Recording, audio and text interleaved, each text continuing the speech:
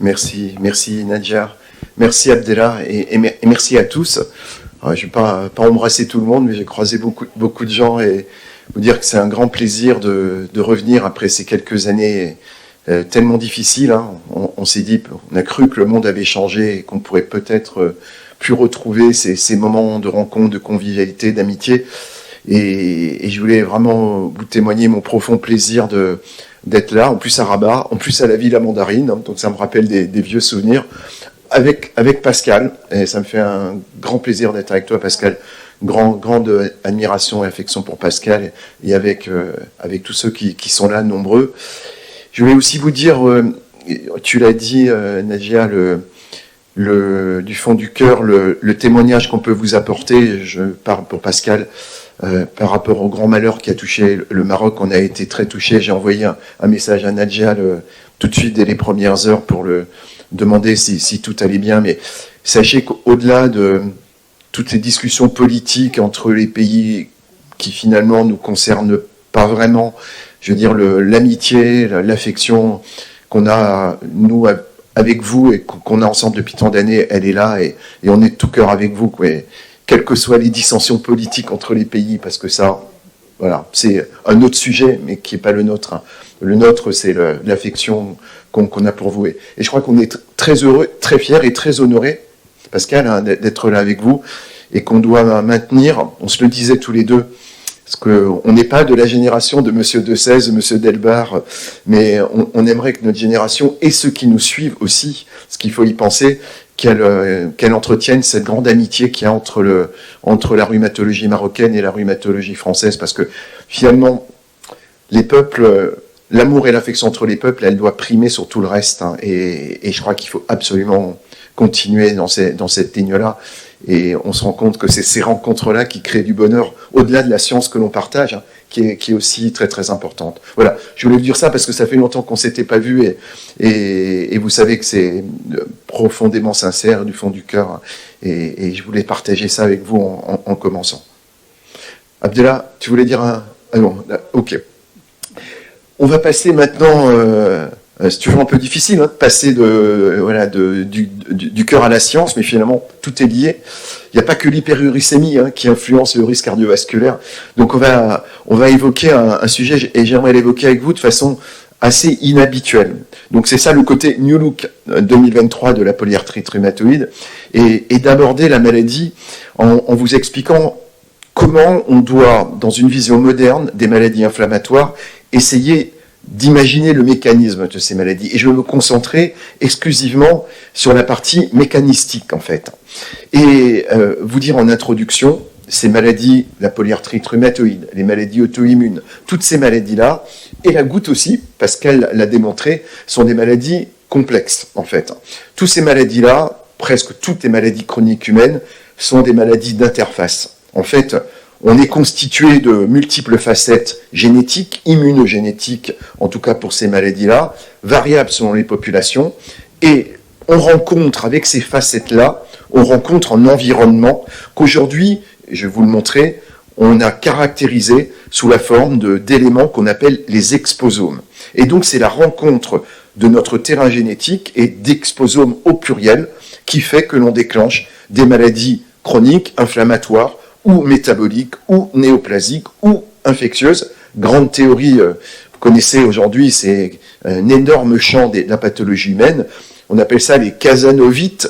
Bon, pour Jean-Laurent Casanova, qui est un grand chercheur de Necker, qui a montré que finalement, les maladies infectieuses qu'on croyait être simplement liées à la rencontre accidentelle avec un agent microbien, mais c'est pas du tout ça. C'est la rencontre entre un agent microbien, soit, mais un terrain génétique personnel. Et on l'a vu, l'expression, avec Pascal, on a, comme souvent, on a une connivence intellectuelle très forte, et on a été tous les deux très impliqués dans la crise Covid, on a fait des choses ensemble, et on a bien vu dans la crise Covid que les gens qui faisaient des complications graves, jeunes ou moins jeunes, c'était lié à des facteurs personnels, immunogénétiques. Donc finalement, c'est le même combat, que ce soit la polyarthrite rhumatoïde et les maladies infectieuses, chroniques voire aiguës, c'est la rencontre entre un terrain génétique personnel et puis des exposomes, c'est des événements de l'environnement. Et ça, je crois que c'est hyper important de l'intégrer, mais ça nous pose un vrai problème, nous, rhumatologues et autres, c'est d'arriver à être assez organisés pour simuler ces modèles complexes. Parce que ces maladies, c'est des modèles complexes. Vous voyez, on a voulu, pour des raisons pédagogiques, simplifier ces maladies-là. La polyarthrite rhumatoïde, on a, si je vous fais le schéma simplifié, vous avez une maladie inflammatoire, la génétique, c'est HLA-DRB1, l'auto-immunité, c'est des maladies, on le dit auto-immunes, parce qu'il y a des auto-anticorps, les ACPA, et puis tout ça, ça fait une synovite, et la maladie est une synovite destructrice, plus ou moins destructrice. Ben ça, c'est le schéma pédagogique ultra simplifié. La réalité de cette maladie, elle est extrêmement différente. Et la science a démontré, c'est ce que je vais vous montrer ce matin, je vais vous montrer qu'on ne peut pas faire de photos dans les maladies chroniques inflammatoires. Il faut faire des films, en fait. Il faut essayer de filmer la maladie et essayer de la comprendre. Moi, j'appelle ça du prologue à l'épilogue. Et on se rend compte que ces maladies du prologue à l'épilogue, ben, c'est des maladies qui vont durer non pas 6 mois ou 3 mois, mais qui vont durer 20 ou 25 ans, et émerge donc dans le concept de ces maladies complexes, concept du prologue, émerge la notion de pré-maladie. Et ça, pour ça que je vous en parle, parce que demain, je crois, je peux me tromper, je ne sais pas ce que tu en penses Pascal, mais je pense que demain, si on veut prévenir et guérir ces maladies, il faudra qu'on les attaque avant. Vous pourrez faire un parallèle avec le débat sur l'hyperurécémie asymptomatique avec plaque ou pas de plaque.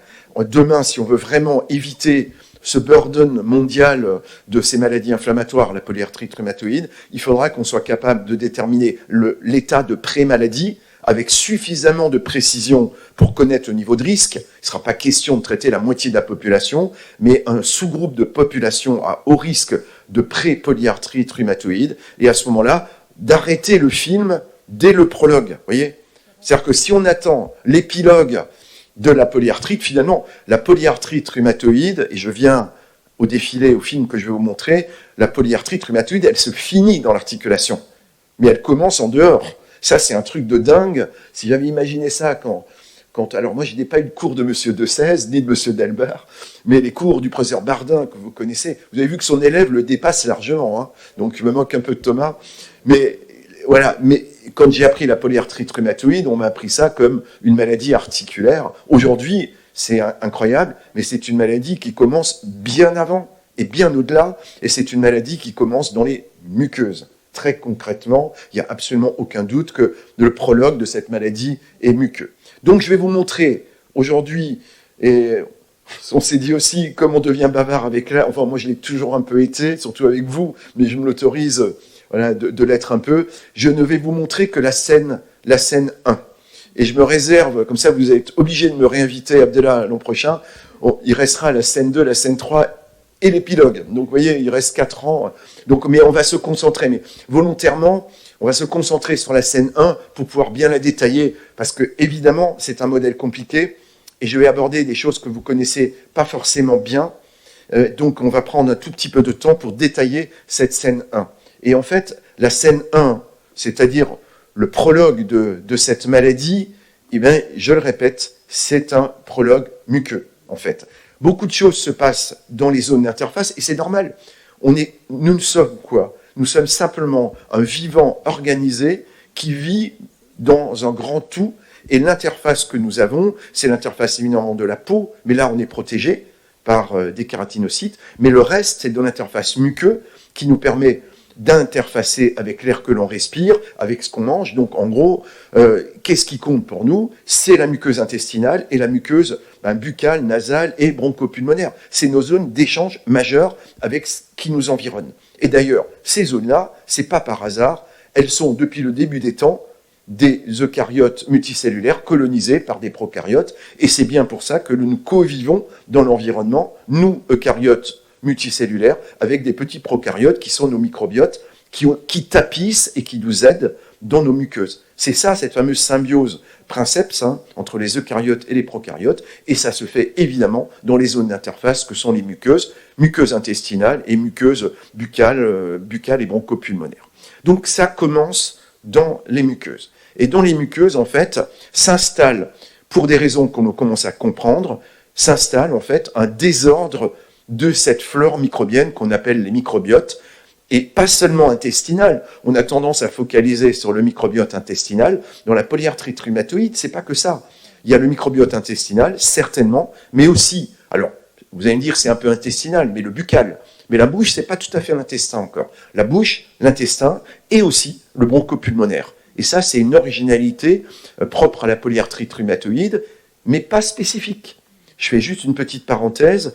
Papier récent, 2022, dans la sclérose en plaques, je ne sais pas si vous avez vu passer ce papier, très intéressant, qui montre que la neuroinflammation dans la sclérose en plaques, elle est liée à une dysbiose bronchopulmonaire.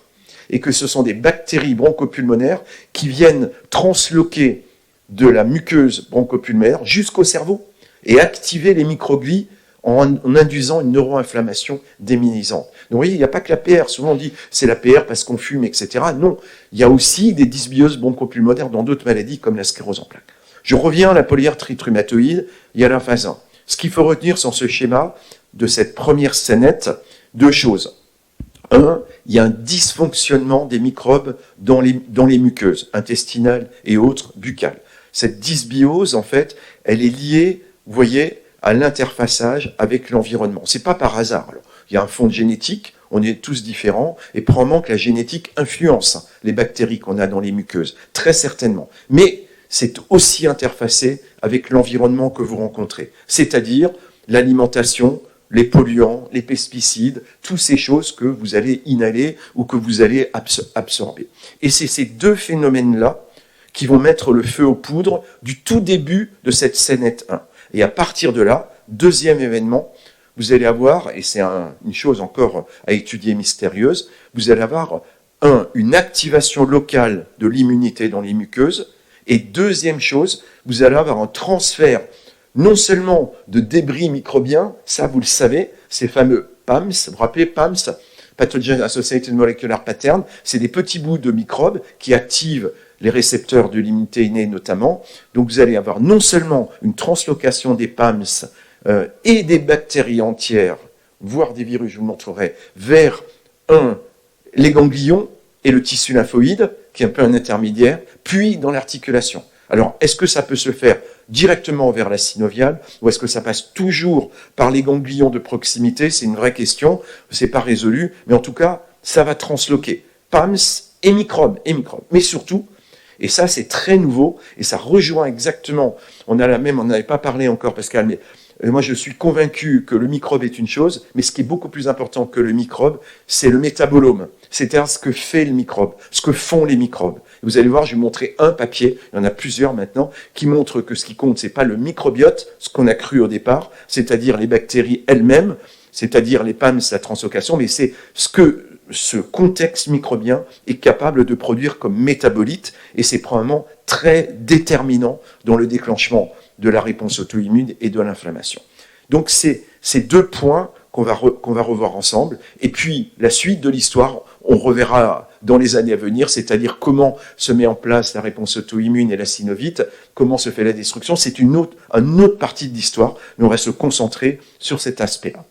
Alors, pour se concentrer sur cette scénette, et sur les deux acteurs de cette scénette 1, c'est-à-dire les exposomes et le microbiote, on va aborder la problématique d'abord de l'exposome. Alors, c'est probablement quelque chose que vous connaissez assez mal, mais il faut vraiment bien connaître aujourd'hui les exposomes ou l'exposome, mais en fait, en réalité, ce sont des exposomes dans la polyarthrite rhumatoïde. Et vous voyez qu'il y a deux types d'exposomes, en fait. Vous avez l'exposome extérieur, non spécifique et spécifique. Alors, cet exposome extérieur non spécifique, c'est assez facile. L'exposome, c'est vous vivez. Il y a un climat, une géographie, un habitat, une biodiversité aussi du vivant et animal. On en a beaucoup parlé, en fait, avec l'épisode Covid, en expliquant que moins vous avez de biodiversité animale, plus vous allez avoir un risque lié à une espèce. C'est assez logique et c'est très très bien démontré dans les écosystèmes, sur les zoonoses. En fait, ce qui protège des zoonoses, c'est d'avoir une très grande diversité parce que ça dilue en fait le risque lié à l'espèce pathogène. Donc tout ça, c'est l'exposome extérieur. Vous avez aussi un exposome extérieur spécifique. Et là, c'est finalement ce que l'homme produit quelque part produit ou consomme. Et là, vous allez retrouver dans l'exposome extérieur spécifique des choses qui sont les agents chimiques, les toxiques, le tabac dans la polyarthrite rhumatoïde, l'alcool, les aliments, enfin les microbes, mais pas les microbes qu'on a à l'intérieur, hein, c'est-à-dire pas les microbes du microbiote, mais les infections que vous pouvez rencontrer. Hein. Je rappelle, je fais juste une petite parenthèse pour que ça soit bien clair dans votre esprit. La rencontre dans l'inflammation avec le monde microbien, elle est de deux ordres. C'est pour qu'on fasse bien le lien, que tout soit cohérent dans votre esprit. Il y a la rencontre avec les bactéries pathogènes, fortement, faiblement pathogènes, qui sont des bactéries, ou des virus d'ailleurs, directement arthritogènes. Chlamydia, Yersinia, Salmonelle, tout ce qu'on appelait les germes des arthrites réactionnelles.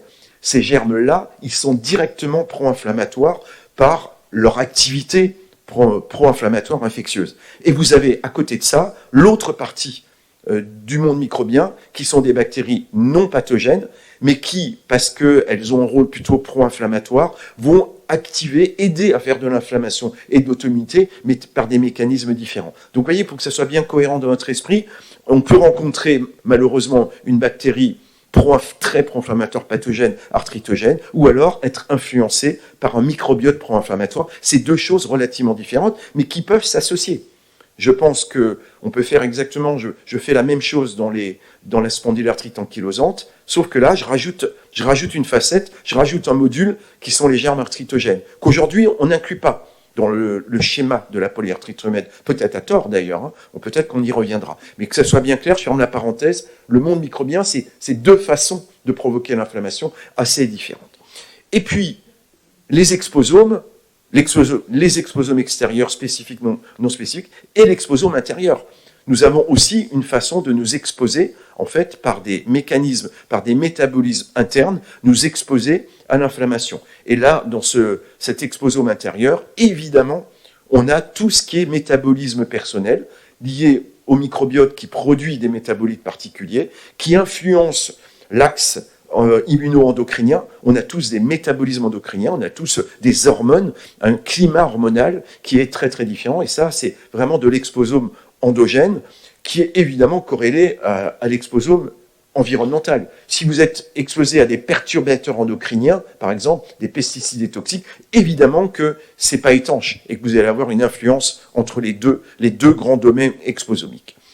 Je me permets de faire un dernier commentaire sur ces exposomes, dire que dans les exposomes, il faut aussi inclure la maille socio-économique, enfin tous les facteurs psychosociaux. Et je pense qu'ils sont extrêmement importants. Le sociosome est un facteur exposomique environnemental majeur, déterminant. Aujourd'hui, c'est connu, les facteurs socio-économiques, ce sont des déterminants majeurs des maladies inflammatoires. C'est aussi un élément d'environnement. Et puis, on va y rajouter quelque chose qui est aujourd'hui assez prégnant et qui va évoluer, mais c'est tout l'impact de ce qu'on appelle aujourd'hui le digitisome. Digitisome, c'est l'exposome qui est lié à l'environnement numérique dans lequel on est imprégné aujourd'hui, et indiscutablement, le fait d'être connecté à votre smartphone toute la journée, de scroller comme les petits toute la journée, d'être influencé par de l'information généralement très négative, hein, mais par des fake news, etc., c'est évidemment quelque chose d'exposomique qui va influencer votre comportement, qui va influencer le fameux axe psycho-neuro-immuno-endocrinien, donc avoir des conséquences. Donc voyez que le modèle est compliqué. L'exposome, souvent on a tendance à dire l'exposome, c'est le tabac, les pesticides. Non, c'est beaucoup plus subtil. Et l'enjeu, j'ai un très gros projet européen multinational à 50 millions d'euros qui me préoccupe beaucoup aujourd'hui. Et l'idée, c'est dans les maladies inflammatoires, on compare Mickey, sclérose en plaques et polyarthrite rhumatoïde, maladie auto-immune, et on essaye, c'est un immense travail, hein, on essaie de modéliser dans ce travail ce qu'est les exposomes et d'intégrer dans l'analyse finale tout le poids de l'exposome. On ne pourra pas tout faire, mais on va essayer d'intégrer les éléments les plus importants de cet exposome pour comprendre le poids de cet environnement. Pour l'illustrer, regardez ce petit schéma, je ne vais pas rentrer dans le détail, mais c'est un petit schéma, c'est la même chose que précédemment, mais appliquées strictement à la polyarthrite rhumatoïde. Donc je ne vais pas reprendre les éléments, mais vous les avez, je vous laisserai les diapos, hein, comme d'habitude, hein, si vous voulez les partager, je vous les donnerai, mais vous voyez que si on l'applique à la polyarthrite rhumatoïde, on a bien cette interférence non étanche entre les exposomes non spécifiques et spécifiques, avec évidemment des éléments majeurs hein, qu'on devrait mettre en exergue, j'aurais pu mettre en exergue, hein, notamment le tabac, hein, et évidemment qui dans cette maladie-là a un rôle particulier, mais vous voyez comme c'est complexe, tous ces facteurs d'environnement, ils viennent tous influencer la maladie. De l'exposome au microbiote dysbiotique, il n'y a qu'un pas, et les deux sont liés. Et je vais passer avec cette diapositive un peu la transition entre les exposomes et la survenue de la dysbiose microbiotique, et vous voyez que la dysbiose, bien sûr, cette perturbation de la flore, elle est liée à une particularité génétique, hein, ethnique, hein, probablement. Selon les régions du monde, on n'a pas du tout les mêmes microbiotes, mais bien sûr qu'il y a un point génétique, mais certainement un point de l'environnement. En fait, vous voyez que le tabac, les polluants, les aliments et les médicaments vont influencer tous les microbiotes. Vous voyez, j'ai fait un petit schéma, c'est un schéma personnel, qui vous montre que l'interfaçage, par exemple, avec le tabac, ça ne joue pas que sur le poumon, ça joue aussi indiscutablement sur le microbiote buccal.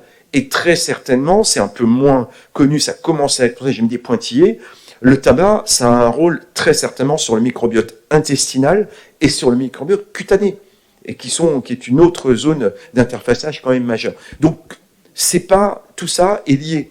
Et c'est ça qui est compliqué. Quand je parlais de modèles complexes, il faut arriver à trouver l'explication du lien entre les exposomes et l'apparition de cette dysbiose. Pour illustrer précisément un exemple d'interaction entre l'exposome et la survenue d'une polyarthrite rhumatoïde, vous avez plein d'articles aujourd'hui. J'en cite un parce qu'il est relativement récent, mais c'est ce travail suédois qui a été fait et qui montre deux choses. D'abord qu'on peut identifier aujourd'hui des éléments de l'environnement, des agents, et là ce sont des agents inhalés professionnels. Hein. Vous avez dans ce travail-là 5 agents inhalés professionnels, le quartz, l'amiante, le monoxyde de carbone, des fongicides et les gaz d'échappement qui ont été étudiés. Et ces 5 agents-là, vous voyez qu'ils interfèrent avec le risque de polyarthrite rhumatoïde. Et le deuxième message de cet article très sophistiqué, c'est que c'est évidemment des risques cumulatifs. Mais là aussi, on nous a appris des choses simples, voilà, un facteur, une maladie, etc. On nous a éduqués, et c'était assez logique pédagogiquement, avec une vision très pasteurienne. J'ai une maladie, un agent, un traitement. Bon, oui, ça arrive de temps en temps, mais pas dans les maladies inflammatoires. Et là, vous voyez, le deuxième message, c'est que ce risque est très élevé quand vous combinez les éléments. Et quand vous combinez le risque génétique DRB1, chez la DRB1, d'avoir une polyarthrite rhumatoïde, plus un ou plusieurs polluants, plus le tabac, vous voyez que vous faites exploser l'odd ratio, le risque, et vous arrivez à un odd ratio de 18. Hein. Donc, je suis HLA-DRB1, je fume, et en plus je suis exposé, mais j'ai un risque explosif de développer une polyarthrite rhumatoïde. Et ça, pourquoi je vous montre ça? C'est parce que ça préfigure évidemment peut-être la rhumato de demain, où on identifiera le malade avant d'être malade, et on aura enfin une stratégie préventive. Parce qu'à ce moment-là, vous avez des forts arguments pour changer le travail l'exposition. En fait, on changera de boulot, on évitera l'exposition du patient, on fera arrêter le tabac, et peut-être qu'on on aura des stratégies hygiéno-diététiques de prévention. Hein. On demandera aux gens de manger différemment, de ne pas fumer, de se brosser les dents, et puis d'avoir une hygiène différente. Hein. Alors, je ne sais pas si l'éducation le permettra, mais on pourra aller vers des stratégies de cet ordre. Exposome. Deuxième volet, microbiome. Et là, on va parler maintenant des bactéries. Vous avez vu, c'est pas étanche. Hein. Vous avez vu que l'exposome influence la dysbiose. Maintenant, dysbiose. Dysbiose, je vous ai dit, essentiellement 2 éléments. Les bactéries qui prolifèrent dans les muqueuses vont avoir 2 conséquences. La première, translocation de la bactérie entière ou des petits débris vers le tissu lymphoïde, le ganglion, l'articulation, ou de production d'un métabolisme, d'un métabolome particulier qui est pro-inflammatoire. Premier point, est-ce que ces bactéries transloquent vraiment? Les gens montrent un papier, moi, que j'ai beaucoup utilisé dans les années 2010, dans les années 2000, pardon, et j'étais venu d'ailleurs au Maroc, Najat, tu te rappelles, avec Madame Waxman, avec Dominique Waxman, on avait été les tout premiers, il y a 25 ans, à expliquer qu'on pouvait trouver des débris microbiens dans l'articulation. L'articulation, c'était considéré, vous vous rappelez, Dr Chiaoui, il a connu M. Delbar, donc il sait qu'on disait que l'articulation était stérile, c'était un sanctuaire stérile. Mais en fait, c'est absolument faux. Absolument faux. Et on avait déjà montré qu'on trouvait des débris microbiens, et c'est ce qui a été démontré, vous voyez, en 2000, donc il y a 23 ans, c'est pas récent, premier papier qui démontrait qu'on trouvait beaucoup de débris microbiens dans la synovite de polyarthrite rhumatoïde. On trouvait jusqu'à concomitamment, au même moment, sur le même prélèvement, plus de 10 espèces microbiennes dans l'articulation. À l'époque, on n'y connaissait rien au microbiote, ou quasiment rien. Mais on avait déjà découvert ça grâce au progrès, vous savez, des techniques, non pas de culture, parce que l'examen direct et la culture, ça c'est Monsieur Corr, voilà, mais c'était vieux. Aujourd'hui, on fait de la biologie moléculaire, et vous pouvez trouver de façon ultra sensible, par des techniques de PCR, et mieux encore, de RT-PCR, c'est-à-dire vous ne regardez pas l'ADN, parce qu'on peut toujours dire c'est de l'ADN, des débris qui traînent pendant des mois ou des années, à la limite, on peut penser ça, mais on peut trouver de l'ARN en RT-PCR, et là, l'ARN, la demi-vie de l'ARN dans un tissu, c'est très court, donc si vous trouvez de l'ARN, c'est ce qu'a fait ce travail-là, si vous trouvez de l'ARN, c'est forcément qu'il y avait de la bactérie vivante et active dans le tissu. Donc ça a été quand même un scoop qui montre que c'est pas que des débris bactériens qui circulent, c'est pas que de l'ADN, c'est la bactérie complète et vivante, c'est très important. C'est tout à fait concordant, vous voyez, on passe de 2000 à 2023, papier tout récent de quelques semaines, qui montre dans la dysbiose buccale, dans la polyarthrite rhumatoïde, que vous aviez deux éléments concomitants. Je passe la technique, ce sont des techniques très modernes pour démontrer, c'est une coétude au même moment des globules blancs et des microbes. Et vous observez deux choses dans la dysbiose buccale de la polyarthrite rhumatoïde. Première chose, il y a vraiment des bactériémies récurrentes, c'est-à-dire très clairement, ces bactéries, elles ne restent pas juste dans la muqueuse pour provoquer une inflammation, elles migrent. Et vous avez plein de bactériémies, vous retrouvez ces bactéries microbiotiques. Mais attention, ce n'est pas des bactéries pathogènes, on est d'accord, ce n'est pas de la septicémie, c'est de la bactériémie dysbiotique, et vous retrouvez ces bactéries complètes dans la circulation, dans le sang régulièrement. Et parallèlement, apparaît dans le sang une population de monocytes, macrophages, de monocytes en l'occurrence, puisqu'ils sont circulants, qui sont ceux que vous allez retrouver dans les ganglions, dans le sang d'abord, dans les ganglions et dans le tissu synovial inflammatoire. Donc on peut imaginer que se passent deux phénomènes à partir de la dysbiose buccale, des bactériémies et une prolifération monocytaire qui peut aller jusqu'à l'articulation. Et c'est peut-être d'ailleurs ces monocytes, c'est une hypothèse, ces monocytes pourraient porter la bactérie et transporter la bactérie dans l'articulation. C'est une des hypothèses. Elles peuvent être transportées par d'autres cellules d'ailleurs que les monocytes.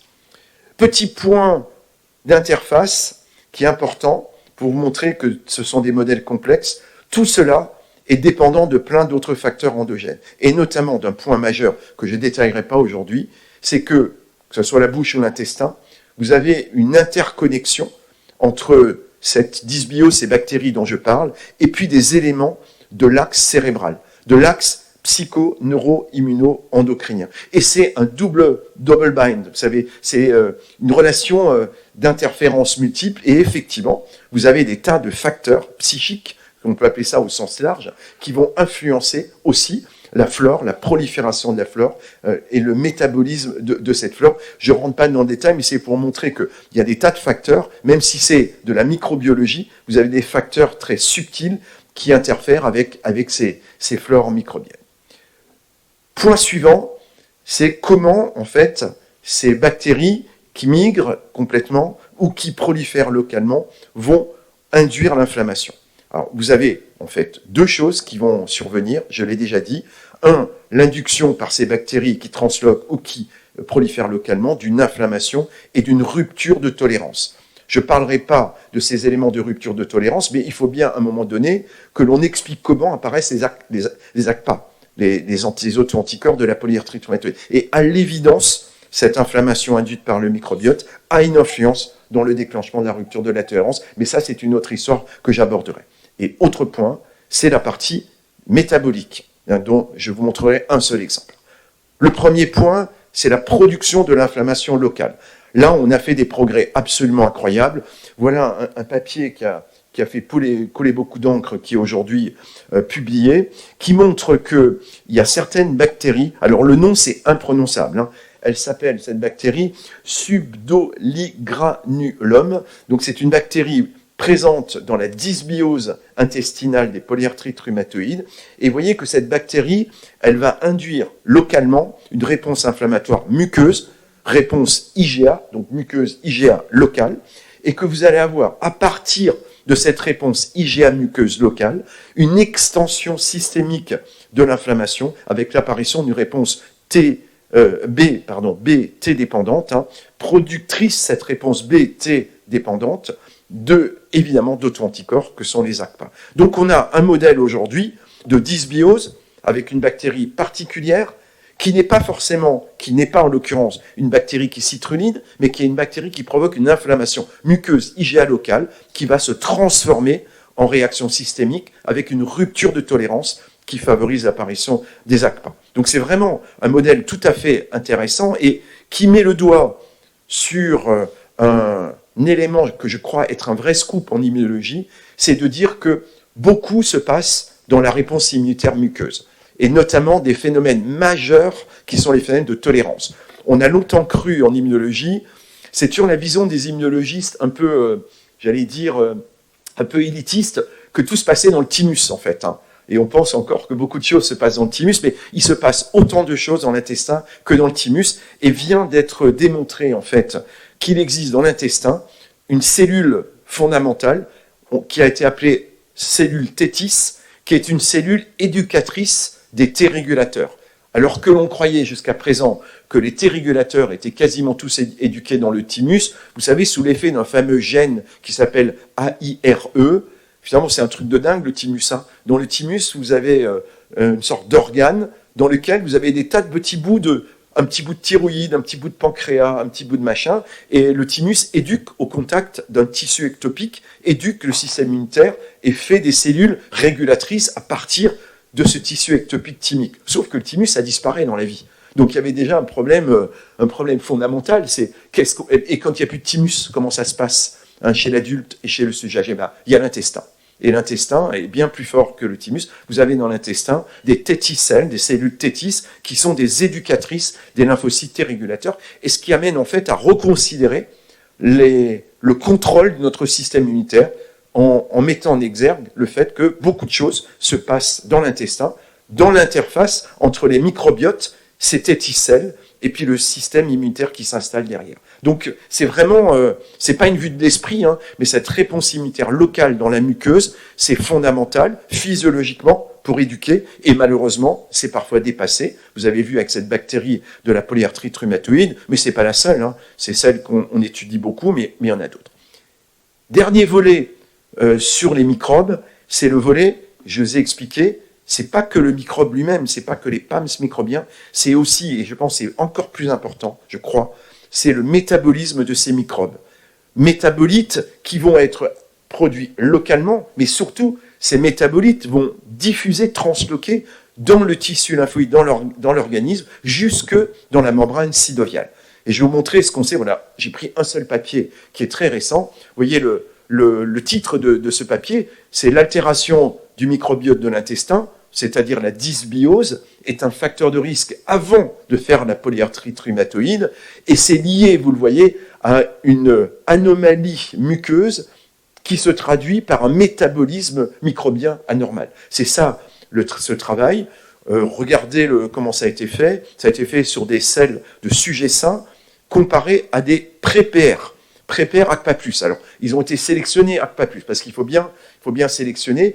Ils ont eu de la chance parce que sur 53 pré-PR ACPA+, il y en a 12 qui ont développé une PR dans les 5 ans. Donc c'est intéressant quand même. Si aucun n'avait développé de PR, c'était plus compliqué. Donc ils ont eu un peu de chance. Et ils ont étudié, en fait, localement, à la fois la flore microbienne et le métabolisme de cette flore microbienne. Je ne rentre pas dans le détail de l'étude de la flore, mais vous voyez qu'il y a une dysbiose. Globalement, les pré-PR ont une prévalence, une augmentation de 8 groupes bactériens. C'est à peu près ceux qu'on connaît. Mais c'est pas ça le plus intéressant. Le plus intéressant, c'est ça, en fait. C'est que dans cette période où les malades ne sont pas malades, enfin, c'est des patients non malades, ce sont des pré-PR. Ils ne sont donc pas traités, on est d'accord. Ils sont pré-PR, c'est des sujets sains, mais qui vont être malades. On observe, en sachant qu'une partie d'entre eux deviennent des PR, donc on a la capacité de savoir qui était vraiment une pré-PR, puisqu'ils deviennent PR. Et on revient en arrière sur les prélèvements, et on observe 4 points importants. Premier point, quand vous avez une situation de pré-polyarthrite rhumatoïde, quand vous êtes à haut risque, vous n'avez pas le même microbiote que les autres. Et vous avez des microbiotes à diversité réduite. Alors ça, c'est génial. C'est exactement ce que je vous racontais sur les écosystèmes. Quand je suis dans la nature et que les espèces disparaissent, le risque augmente. Eh bien, dans l'intestin des pré-PR, moins il y a de diversité microbienne, plus le risque de PR est élevé. Premier point.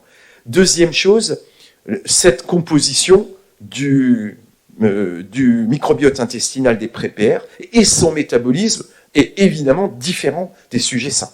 Ça, il fallait le démontrer, mais c'est démontré. Mais beaucoup plus intéressant, c'est le point 3. Quand vous comparez les gens qui ont des pré-PR, vous dites, et c'est un vrai problème méthodologique aujourd'hui, on se dit on va trouver le Graal, on va trouver dans la pré-PR toujours la même bactérie, les mêmes bactéries. Mais pas du tout. Les pré-PR, même si ce sont des gens à risque, ils n'ont pas le même microbiote, ils ont des variations. Et donc ça fait qu'on ne trouve jamais la même chose. Par contre, ce qui ne change pas, c'est le métabolisme. Même si la flore, même réduite, est différente, ben le métabolisme, la conséquence métabolique mauvaise, pro-inflammatoire, elle est la même, vous retrouvez la même chose. Et bien sûr, ce que vous retrouvez, ce métabolisme particulier des pré-PR, il est évidemment différent des sujets sains. Donc c'est vraiment un truc assez bouleversant, et c'est la preuve de concept, hein, c'est en complément. Quand vous transférez ce microbiote à des modèles de PR ou à des souris, vous provoquez l'inflammation articulaire. Hein. Donc on a la démonstration, mais ça, je passe sur ce détail-là. Voyez l'importance, hein, c'est un point majeur, c'était un des points clés de ce que je voulais raconter. Ce qui compte, c'est pas seulement la dysbiose, le microbiote, sa perte de diversité, mais c'est le métabolisme que ça produit. Et pour appuyer ce que je viens de vous dire, il y a un papier incroyable dans la sclérodermie qui montre, je vous l'ai résumé en fait, un papier très récent, qui montre que dans la sclérodermie aussi, c'est la dysbiose microbiotique favorisée par des phénomènes comme l'insuffisance rénale, qui va entraîner en fait des phénomènes métaboliques très précis et détaillés, notamment l'apparition de TMAO tissulaire. Hein. Bon, je ne rentre pas dans le détail de ce qu'est TMAO, mais cette TMAO tissulaire, sous l'effet d'une cytokine profibrosante, qui est le TGF-bêta, va entraîner en fait, et c'est là qu'on arrive au mécanisme, parce que comment ce métabolisme influence la conséquence clinique de la maladie. Dans la sclérodermie, ben, ce métabolisme d'origine dysbiotique intestinale va arriver en fait à provoquer une modification épigénétique des fibroblastes de la peau et de favoriser en fait la fibrose cutanée. Donc la fibrose n'est pas liée qu'à simplement une bonne vieille cytokine comme le TGF-bêta, ce que moi je ne comprenais pas, parce que du TGF-bêta, il y en a dans l'arthrose, il y en a dans tout, ben pourquoi on fait une sclérodermie? Ben c'est parce qu'il y a un intermédiaire métabolique qui fait et qui aboutit à un phénomène de transformation épigénétique qui aboutit à la fibrose. Alors c'est absolument génial, hein, ce papier, et ça ouvre des perspectives en termes de traitement complètement différentes. Vous voyez, je dirais presque avec nos traitements biologiques ciblés anticytokiniques, on est presque has-been. Vous voyez, c'est pratiquement c'était le traitement d'autrefois. Maintenant, il va falloir agir, si on peut, c'est pas si simple, hein, sur les métabolismes et sur les conséquences de ces métabolismes, notamment les conséquences épigénétiques. Voilà.